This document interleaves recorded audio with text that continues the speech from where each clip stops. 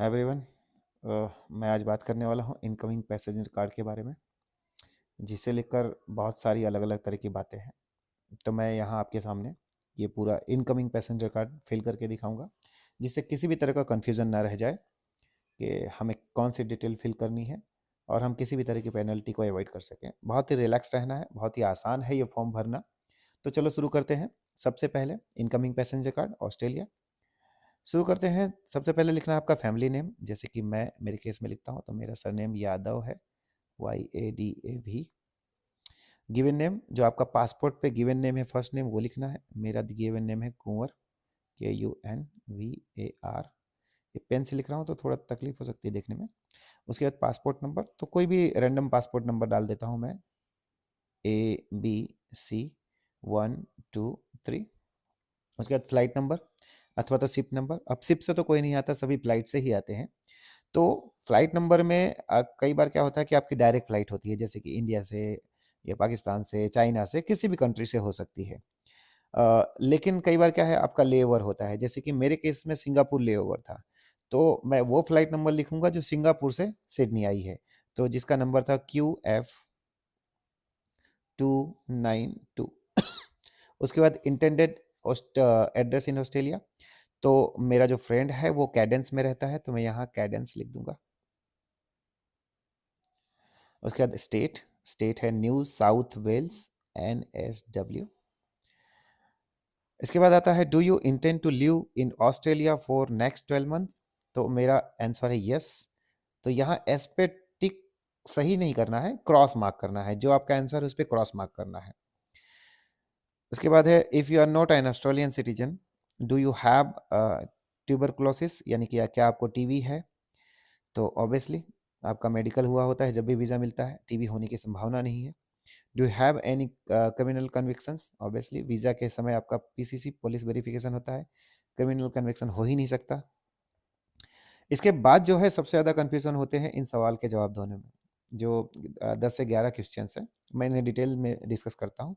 जैसे कि पहला क्वेश्चन है, goods that may be prohibited or subjected to restriction such as medicines, steroids, illegal pornography, fire alarms, weapons and illicit drugs। So generally क्या होता है, हम मेडिसिन लेकर आते हैं, इसलिए इसमें यस लिखना है। दूसरी बात कि आप सोचोगे कि जैसे कि मेरे पास प्रोहिबिटेड कोई मेडिसिन नहीं है, स्टीरोइड नहीं है, इलीगल, लेकिन आपके पास मेडिसिन है, तो आपको यस लिखना है। जब आप जाएंगे वहाँ तो ऑफिसर्स आपसे पूछेंगे कि आपने इसमें टिक यस क्यों किया है, तो आपको बता देना है मेरे पास मेडिसिन है, कोई इश्यू नहीं है। ठीक है, जो चीज़ आपके पास है उसे डिक्लेयर कर देना है।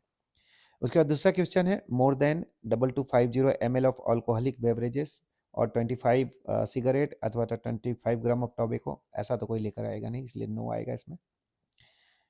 इसका तीसरा है, गुड ऑब्टेन ओवरसीज और परचेस ड्यूटी एंड और tax free in Australia with A combined total price of more than AUD 900 including gifts. अगर इस तरह का कुछ है आपके पास तो यस करना है, अदरवाइज ज़्यादातर केस में नो ही आएगा।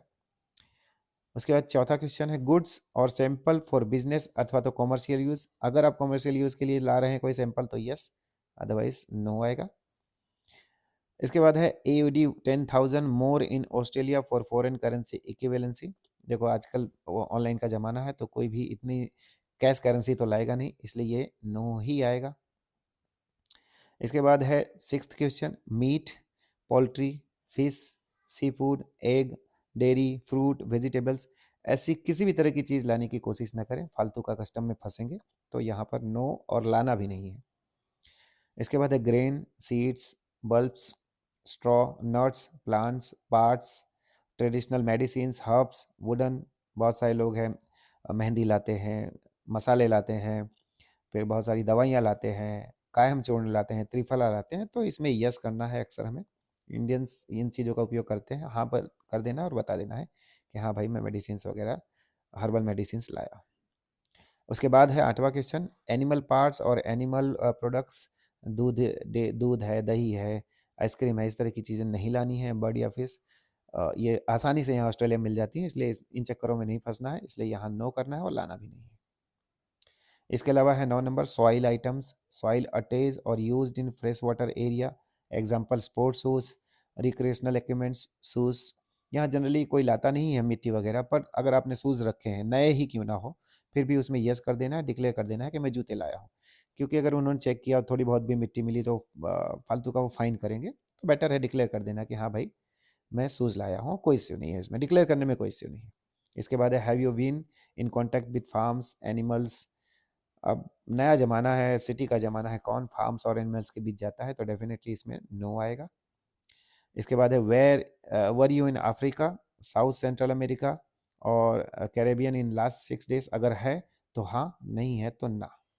यहाँ आपका जो सिग्नेचर है वो साइन कर देनी है, डेट लिख देनी है, जैसे कि मैं ये इस समय बना रहा हूँ 12 नवंबर 2024 को, तो डेट लिख देनी है आपको।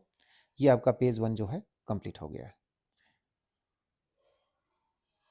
अब आपको आ जाना है पेज नंबर 2 पर। तो पेज नंबर 2 में आपकी बेसिक डिटेल ही डालनी है।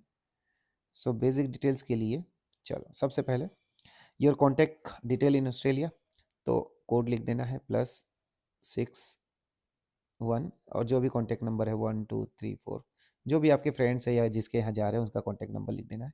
ईमेल आईडी है तो ईमेल आईडी लिख देनी है, एड्रेस है तो एड्रेस लिख देना है, बहुत सिंपल है।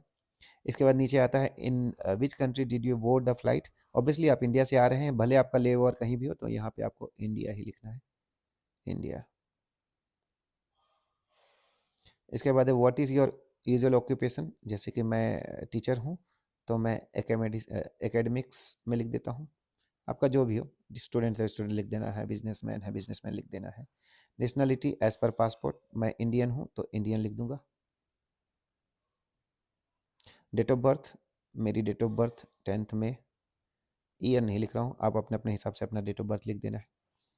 इमरजेंसी कॉन्टैक्ट डिटेल्स, अगर आपका कोई फ्रेंड यहाँ रहता है, फ्रेंड है, रिलेटिव्स हैं, उनका कॉन्टैक्ट नंबर यहाँ दे देना है, या फिर एड्रेस दे देना है, या जिसके यहाँ जा रहे हैं उनका आप डिटेल यहाँ पर दे देना है, ईमेल आईडी और उनका एड्रेस। इसके बाद आपका आता है कि माइग्रेटिंग परमानेंट टू ऑस्ट्रेलिया, अगर आप पीआर लेकर आ रहे हैं तो आपका ऑप्शन ए आएगा।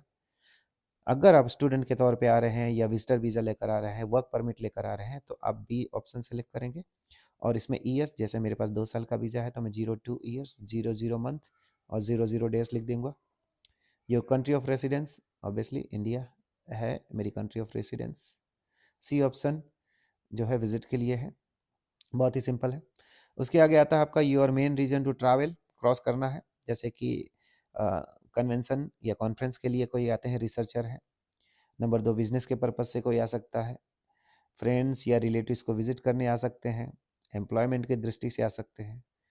एजुकेशन सबसे ज़्यादा कॉमन होता है, पढ़ने के लिए लोग आते हैं, तो यहाँ क्रॉस कर देना है आपका।